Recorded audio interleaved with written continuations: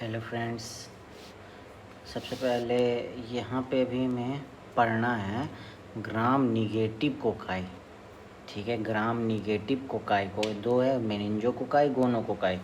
बहुत इजी है, ज़्यादा दिमाग नहीं लगाना। जो जैसे मैं बताते जा रहा हूँ वैसे आप 2-3 बार वीडियो देख लेना, काफ़ी है।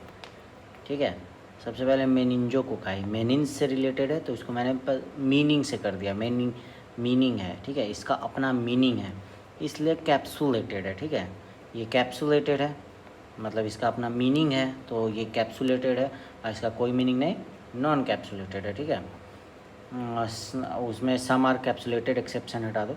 और ये क्या है ना कि इसका मीनिंग है भाई, चश्मा लगा के रहता है, मतलब लेंस सेप्ड, लेंस लगा के, और ये कॉपी करता है, ये वाला जो है कॉपी करता है। ठीक है, तो आर कट मतलब कॉपी करता है, मतलब किडनी शेप। लेंस और किडनी का शेप लगभग सेम रहता है, लेकिन किडनी थोड़ा अलग होता है लेंस से अलग। तो लेंस शेप और ये किडनी शेप। ठीक है, और आर कट चश्मा लगा कर रहता है, आर कट मार के ग्लूकोज फ्रुक्टोज दोनों को फर्मेंट कर देता है, ये आर कट मार के। ठीक है, लेकिन ये सिर्फ ग्लूकोज को फर्मेंट कर पाता है। इसको प्लाज्मी, ये मतलब सेल के अंदर बाहर दोनों रहता है, सेल के अंदर बाहर दोनों अपने खुद ही देखता है, तो प्लाज्मिड को भर्ती करने का ज़रूरत नहीं है। प्लाज्मिड को भरते रिक्रिएट अपसेंट फॉर रेसिस्टेंस, इसका ज़रूरत नहीं है इसको। मतलब ऐसे एब्सेंट है तो ये बुरा ही बात है, लेकिन आप बस इस तरह से इसका एटीट्यूड में हो तो आप इस तरह से याद रखो इसको कि प्लाज्मिड का भर्ती नहीं करता है, इसको कोई ज़रूरत नहीं है। एक्स्ट्रा सेलुलर इंट्रा सेलुलर खुद ही देखता है, दोनों जगह रहता है ना, तो दो रहता है। अब ये है प्लाज्मिड रिक्रिएट प्रजेंट, ये भर्ती करता है, इसलिए रेसिस्टेंट ज़्यादा होता है, और ये अंदर ही छुप के रहता है। क्या इसका कोई मीनिंग है नहीं। ठीक है, किडनी शेप्ड है, आर कट मार के भी ग्लूकोज ही फर्मेंट कर पाता है, नॉन कैप्सुलेटेड है। ठीक है, किडनी शेप है, इंट्रासेलुलर है। अब मेनिंजो कोकाई के बारे में थोड़ा सा डिटेल में पढ़ेंगे। मेनिंजो कोकाई तो मैं कैप्सुलेटेड है।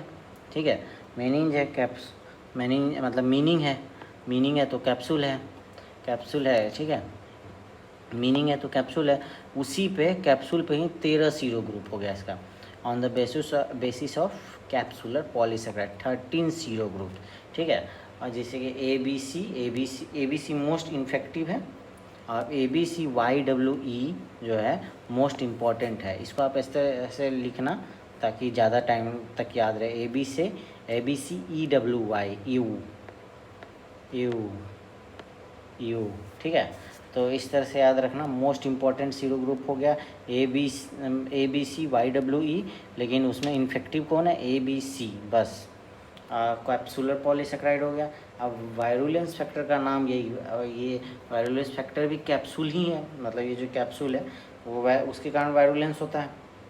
तो कैप्सुलर पॉलीसेकेराइड हो गया एक पहला, और दूसरा ओलिगोसेकेराइड। अब पॉलीसेकेराइड का बना है, साथ में ओलिगोसेकेराइड बन जाएगा, तो लाइपो ओलिगोसेकेराइड भी हो गया। पॉलीसेकेराइड हुआ 2, तो प्रोटीन भी 2, मतलब पॉलीसेकेराइड 2 हो गया, तो प्रोटीन भी 2, OMP outer membrane protein, and pili भी क्या चीज़ है, प्रोटीन से बना होता है, तो पिल्ली प्रोटीन, एंड दोनों को तोड़ने के लिए IgA प्रोटीएज भी रख लिए। ठीक है, तो इस तरह से याद रखना, 2 पॉलीसेकेराइड, एक पॉलीसेकेराइड, एक ओलिगोसेकेराइड पूरा नाम आप देखो तो याद आ ही जाएगा, लाइपो ओलिगोसेकेराइड। दूसरा है 2 प्रोटीन, तो एक पिल्ली प्रोटीन, एक OMP आउटर मेम्ब्रेन प्रोटीन, और इन दोनों को तोड़ने के लिए IgA प्रोटीन। ये पांचों नाम याद रख लो, यही पांचों वायरुलेंस फैक्टर होते हैं गोनो कोकाई में भी, बस एक जुड़ जाता है। ठीक है, तो एक पिल्लाई प्रोटीन, और इस प्रोटीन को तोड़ना भी पड़ेगा। मीनिंग है तो लोगों को मतलब 5 से 15% होता है ना नॉर्मल नेजोफेरेंजियल कैरियर, मतलब 5 से 15% जो होते हैं इसके कैरियर होते हैं। ठीक है, इसका मीनिंग है ये 5 से 15। आप देखो मीने मतलब इसका स्प्रेड देखना है, तो ये है क्या, मेनिंजो कोकाई, तो मेनिंग्स तक पहुंचाना है। ठीक है, सबसे पहले तो ड्रॉपलेट इन्फेक्शन होगा। अब ड्रॉपलेट इन्फेक्शन हुआ तो ड्रॉपलेट कहाँ जाएगा, लंग्स में जाएगा। लंग्स से कहाँ चला जाता है, लंग्स के बाद कोई भी मतलब बात ऐसे करेंगे तो लंग्स मतलब आगे भी आपका भी पढ़ना, पैरासिटिक इन्फेक्शन इस समय भी लंग्स के बाद कहाँ, हीमेटोजीनस स्पिरिट पे जाएगा। हीमेटोजीनस स्पिरिट से जहाँ इसको लेके जाना है वहाँ तक लेके जाओ। आगे भी ऐसे ही आपको मतलब जब भी साइकिल पढ़ना होगा पैरासाइटिज्म में, तो मैं ऐसे ही बताऊंगा। ड्रॉपलेट इन्फेक्शन हुआ वो लंग्स में गया, लंग्स से हीमेटोजीनस में जाना है, लंग्स से और मेनिंजाइटिस मेनिंग्स तक पहुंच गया, मेनिंग्स तक पहुंचाना था। तो मेनिंजाइटिस में क्या क्या होता है, फीवर होता है, वोमिटिंग होता है, हेडेक होता है, ये सब इंट्राक्रैनियल प्रेशर ये सब बढ़ जाता है, इसके कारण हेडेक हो जाता है, वोमिटिंग होगा ही, फीवर होगा ही, इन सब होगा तो नेक रिजिडिटी एंड रैश। मेनिंग्स तक गया, नॉर्मल तो है नहीं, तो मेनिंग्स का 3 सैंपल लो। अब ये जो मेनिंग्स तक गया है तो इसका लैब डायग्नोसिस करने के लिए मेनिंग्स का 3 सैंपल लो। तो एक हो गया माइक्रोस्कोपी, उसको माइक्रोस्कोप पे लगा के देख लेंगे। उसके बाद उसमें कितने क्या क्या सेल है, पैथोलॉजी उसका देखना है, पैथोलॉजी फॉर साइटोलॉजी, पैथोलॉजी देखना है, फिर बायोकेमिस्ट्री, प्रोटीन ये सब देखना, प्रोटीन एंड शुगर। दो बताया तो था, एक प्रोटीन होता है, एक शुगर होता है, और प्रोटीन को तोड़ने वाला प्रोटीज भी एक टाइप का प्रोटीन ही है, ठीक है, प्रोटीन एंड शुगर। अब कल्चर करना है तो मुल्लर एंड हिंटन अगर पकड़ना है, और मार्टिन का टायर पे करना है, मार्टिन के टायर पे करना है, मुलर हिंटन अगर पे करना है MHA, and Thayer Martin media पे करना है। अब gram staining show pink colour colony, दोनों कोकाई जो होता है पिंक कलर होता है, वहाँ भी आप याद रखना ये बात। और arranged extra cellular intra cellular both, यहाँ पहले ही बताया था ये क्या होता है, ग्राम स्टेनिंग में extra cellular intra cellular both मिलेगा, और वो क्या मिलेगा, वो सिर्फ इंट्रा सेलुलर छुप के बैठता है, इसी प्लाज्मिड को रिक्रिएट करता है, बताया था मैंने। मीनिंग है पर ये पिंक निकला, मतलब मीनिंग था इसका अच्छा खासा मीनिंग था, लेकिन ये क्या निकला, पिंक।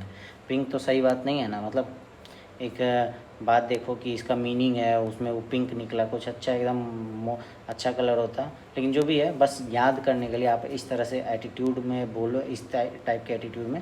मोस्ट ड्रीडफुल कंडीशन कॉम्प्लिकेशन क्या होता है ना इसमें, कि वाटर हाउस फ्रिक्शन सिंड्रोम, ठीक है, फ्रेडरिक्सन इसमें क्या होता है ना, एड्रीनल का हेमोरेजिक नेक्रोसिस हो जाता है। अब फ्रेडरिक्सन के एड्रीनल ग्लैंड वाटर हाउस बनने से हेमोरेजिक नेक्रोसिस हो गया। इसी तरह मैंने बना दिया है, आप बस याद रखो जैसे भी। फ्रेडरिक्सन के एड्रीनल ग्लैंड में, फ्रेडरिक्सन एक आदमी है, इमेजिन कर लो, जिसके एड्रीनल ग्लैंड में वाटर हाउस बन गया। फ्रेडरिक्सन एक आदमी है जिसके एड्रीनल ग्लैंड में वाटर हाउस बन गया। अब वाटर हाउस बनने से क्या होगा, उसके मतलब वाटर हो गया तो ये तो हुआ नहीं, क्या कहते हैं, ब्लड तो गया नहीं, तो हीमोरेजिक नेक्रोसिस हो गया, ठीक है। याद करने का तरीका है, ब्लड तो जा ही रहा है, हेमोरेजिक नेक्रोसिस हो गया। फ्रेडरिक्सन के एड्रीनल ग्लैंड में क्या गया, वाटर हाउस गया, तो फ्रेडरिक्सन वाटर हाउस सिंड्रोम गया, तो एड्रीनल ग्लैंड में गया, एड्रीनल हीमोरेजिक नेक्रोसिस हो गया। अब इन C5C9 कॉम्प्लीमेंट डिफिशियंसी इसमें जो हो जाता है, उसके कारण क्या होता है ना, निसेरिया का इन्फेक्शन बार बार होता है। ये आपको निसेरिया में भी याद रखना है, निसेरिया में पढ़ेंगे अभी कुछ दिन बाद ही मैं वीडियो उसका भी अपलोड करूँगा। निसेरिया में भी क्या होता है ना, C5 से C5 में कॉम्प्लीमेंट सिस्टम चला जाता है, तो इम्यूनिटी डिफिशिएंट हो जाता है आदमी। और वैक्सीन है, तो वैक्सीन में मेनिंजोकोकल कंजुगेट वैक्सीन ACYW के अगेंस्ट है, नो गुड वैक्सीन। अब B के लिए है ही नहीं, ठीक है, इसमें EWY भी छूट गया है, लेकिन E का नहीं दिया, तो E का मेरे को नहीं पता। Group B is poorly immunogenic, ठीक है, ग्रुप B को इम्यूनोजेनिक नहीं किया सकता, मतलब पुअरली है। अब ट्रीटमेंट है तो अगर कैरियर को देना है तो सिप्रोफ्लोक्सासिन या रिफैम्पासिन देंगे, और अगर मतलब केस आया कि मेनिंजोकोकाई है किसी को, मतलब वो फीवर वगैरह जो था, तो 3rd जनरेशन सेफेलोस्पोरिन देंगे। उस केस में भी गोनोकोकाई में भी यही देते हैं, गोनोकोकाई में भी यही देते हैं। अगर पेनिसिलिन लिखा है तो हो गया, वही हो गया। अब गोनोकोकाई के बारे में बात करेंगे। पिल्ली बेस्ड टाइपिंग डन, उसमें ही बताया था कि पिल्ली होता है, इसमें पिल्ली बेस्ड टाइपिंग ही होता है, मतलब इसमें जो टाइपिंग होता है पिल्ली बेस्ड होता है। ऑक्जो टाइपिंग मतलब न्यूट्रिएंट बेस्ड भी डन होता है, न्यूट्रिएंट बेस्ड भी होता है, ऑक्जो टाइपिंग भी होता है इसमें। अब वायरुलेंस फैक्टर बता दिया है, capsular parasite, lipo oligoparasite, OMP outer में protein, pili protein, IgA protein, transferrin, lactoferrin. अब गोनों का ही सिर्फ अंदर रहता है तो बाहर ट्रांसफ़र करना होगा, उसको अगर बाहर लाना है तो ट्रांसफ़र करना होगा, तो ट्रांसफेरिन या लैक्टोफेरिन। अब डिजीज में क्या गोनोरहोइया कॉज करता है, सबको पता है ये बात, गोनोकोकाई है, तो मेल है तो उसमें यूरेथ्राइटिस कर देगा, यूरेथ्रा हो गया मेल सेक्सुअल ऑर्गन में, यूरेथ्राइटिस कर देगा। फीमेल में सर्विसाइटिस कर देगा। दोनों क्या है, दोनों ये सीमेन को लेके जाता है, ये ओवरी को लेके जाता है, तो दोनों का रास्ता को ब्लॉक कर रहा है, मतलब न्यू बॉर्न में तो ये सब का ज़रूरत है नहीं, तो उसमें क्या करेगा, आँखों को दिक्कत करेगा। जो आंखें सबसे ज़्यादा समझ सकती हैं, क्योंकि बचपन में क्या समझेगा, वही उसी से सीखता है। ऑप्थेल्मिया न्यू नेटोरम, ठीक है। अब लैब डायग्नोसिस में बात करेंगे तो एक स्वैब लेंगे तीनों से, मतलब मेल फीमेल नियोनेट से। तो मेल से लेंगे यूरेथ्रल स्वैब लेंगे, फीमेल का लेंगे सर्विसाइटिस होता है तो इंडो सर्वाइकल स्वैब लेंगे, high vaginal swab not taken, ठीक है। नियोनेट्स में आई स्वैब लेंगे। अब कल्चर मीडिया करना है तो इसमें भी थायर मार्टिन मीडिया, बस एक मॉडिफाइड न्यूयॉर्क अगर आ गया।